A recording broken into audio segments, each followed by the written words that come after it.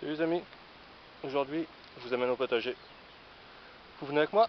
Allez, c'est parti. Voilà, c'est l'assiette du renard. Là c'est l'escalier qui n'est pas acheté chez Bricomarché. Voilà, regardez, ça c'est une bouse de vache. Là, une autre ici. Hein.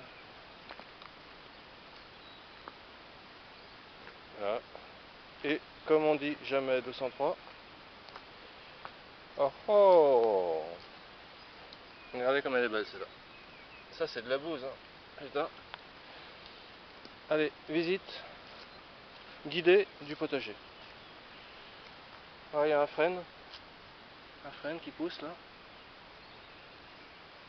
juste à l'entrée, en concurrence avec le pain. Alors, là, on a des fraises. Voilà. Des fraises encore. Là c'est le coin des fraises.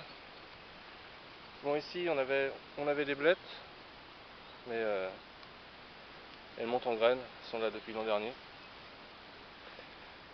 Là il y a du persil. Persil qui monte en graines aussi, hein. On va le couper. Là il y a de la ciboubou. Je sais pas si vous voyez bien. La ciboulette. Alors ça c'est le top, hein, la ciboulette. Bon, un petit tour d'horizon du jardin. Comme vous voyez, je me fais pas chier à retirer les herbes. Hein. Ça c'est de la paille prête pour cet été, pour préserver l'humidité. Alors, là c'est des rangées de radis. Alors les radis là ils sont tout jeunes, ils ont genre 10 jours. Et quand je les éclaircis, au lieu de les jeter, j'en fais une salade, je la bouffe nature. C'est super bon. Et quand les radis sont adultes, bah, je les bouffe, je bouffe les fans après. Et les radis, nature, pareil. Donc là, on a des rangées de radis. Là, on a des tomates, elles sont toutes petites, hein, avec du basilic. Et du basilic à côté. Hein. Donc là, pareil, basilic, tomate. Donc comme tout sera prêt, il n'y aura pas trop loin où aller. Donc là, une vue d'ensemble avec les tuteurs. Alors regarde, les tuteurs qui ne sont pas achetés chez Bricomarché, hein, comme vous pouvez le constater. Regarde comme il est beau celui-là, on dirait un épouvantail. Épouvantail naturel. Avec une petite vue de l'extérieur là. Là j'ai pas encore fait le jardin là-haut, mais en revanche là-haut j'y suis grimpé là. Et c'est une véritable jungle. Et quand tu arrives de l'autre côté, c'est le maquis. Et le maquis, c'est le pur délire. Tu fais 10 mètres, tu te retournes, t'es perdu, tu sais plus d'où tu viens. C'est vraiment un truc de taré le maquis. Bon là il y a des pommes de terre. Des pommes de terre, c'est les semences de l'an dernier, mais cette année elles se plaisent pas trop. Alors bon, voilà. Bon là pareil, il y a des blettes qui montent méga en graines. Bon, on aura de la graine de blette bio pour l'an prochain. Là on a des poireaux. Ok, bon là ce sont les fleurs ici. Hein.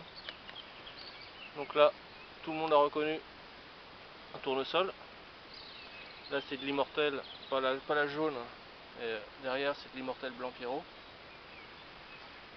De l'immortel blanc Pierrot encore. Tournesol. Ça c'est de la belle de jour. Regarde, de la belle de jour. Tiens, de la belle de jour de l'an dernier. Donc qui est adulte. Hein, ça donne ça. Mais bon là les fleurs elles sont parties se coucher. Tu vois, ça donne ça. Et là ici il y a une veuve noire. Bon, on va la foutre la paix. Bon, les veuves noires, elles sont pas mortelles ici, mais quand même si elles te mordent, t'en as pour 3 mois à t'en remettre. 3 mois de coltard, donc vaut mieux éviter quoi. Perso, je les laisse tranquilles. Bon là, pommes de terre. Là, potimarron. Là, potiron. Tomate. Là, potiron. Potimarron, dans le coin là-bas. Là, ça c'est du melon. Ça, ce sont des épinards. Les épinards, c'est le top du top. Ensuite, qu'est-ce qu'on a? On a des betteraves. Les betteraves, ils vont bientôt être prêtes. Ça, les betteraves, c'est pareil, c'est super méga bon, quoi. Ensuite, et ben on a des courgettes. Courgettes.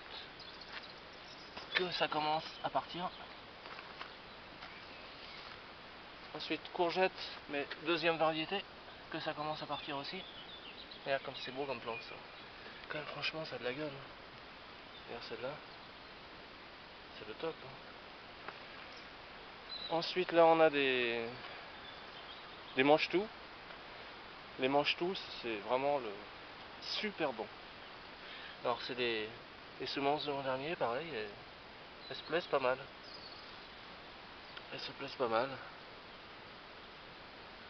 Avec pareil les tuteurs qui sont pas achetés chez Bricomarché. Avec le système D pour que les trucs ils s'accrochent, quoi. Et qu'est-ce qu'on a encore? On a de la sauge.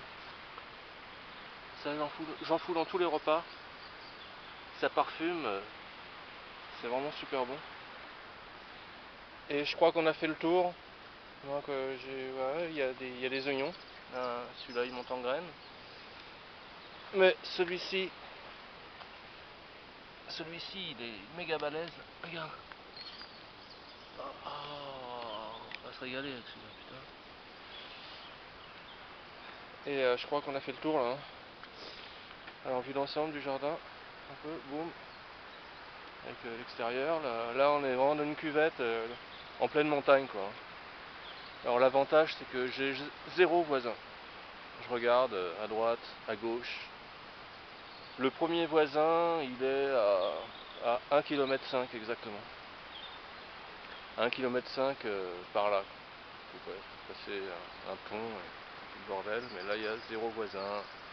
Il n'y a que de la pampa, quoi. Il n'y a que de la pampa, et là je sais pas si vous entendez en bas. Il y a un ruisseau avec lequel j'arrose le jardin. Je vais vous présenter le ruisseau aussi, puis on aura fini, quoi. Parce que le ruisseau, il est super beau. Là, c'est la porte pour refermer le bordel. Ça, c'était une serre, je me servais l'an dernier, mais cette année, j'en ai pas eu l'utilité. Ça, c'est du lierre sauvage qui vient se foutre sur le grillage. Alors le grillage ici, c'est obligatoire, comme il y a des vaches et des sangliers. Si on laisse le potager à nu, on retrouve plus rien. Alors faut le grillager, faut mettre du barbelé et tout. Moi je préfère sans, mais bon là, il n'y a pas le choix, quoi. Alors, regarde ici, je sais pas si vous voyez. Allez, on descend, allez go. Bon là, faites gaffe de ne pas vous piquer parce qu'il y a plein de ronces. Il y a plein de chardons. C'est magnifique, mais bon, ça pique un peu, quoi. Regarde celui-là, là. Je sais pas si vous le voyez. Puis il y a plein de bestioles. Ici, c'est le domaine des couleuvres. Les sangliers aussi, mais eux, les sangliers, ils arrivent plutôt la nuit. Et voilà, c'est là où... C'est cette eau-là que je me sers pour... C'est de cette eau-là que je me sers pour arroser le jardin, quoi. Et on peut se baigner dedans. Bon, ici, non, parce que c'est pas assez profond.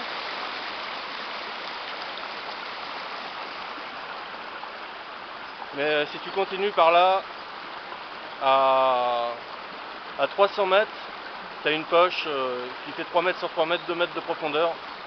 Donc il y a de quoi faire 3 brasses, et puis revenir, puis se cogner les genoux dans les rochers qui affleurent un peu partout, quoi. Et voilà, et là le rue il continue dans la montagne. C'est assez pas mal quand même, quoi. Et voilà les copains. Allez, aujourd'hui, j'ai oublié de vous dire, On est le jeudi 9 février 2016. Ah, ciao!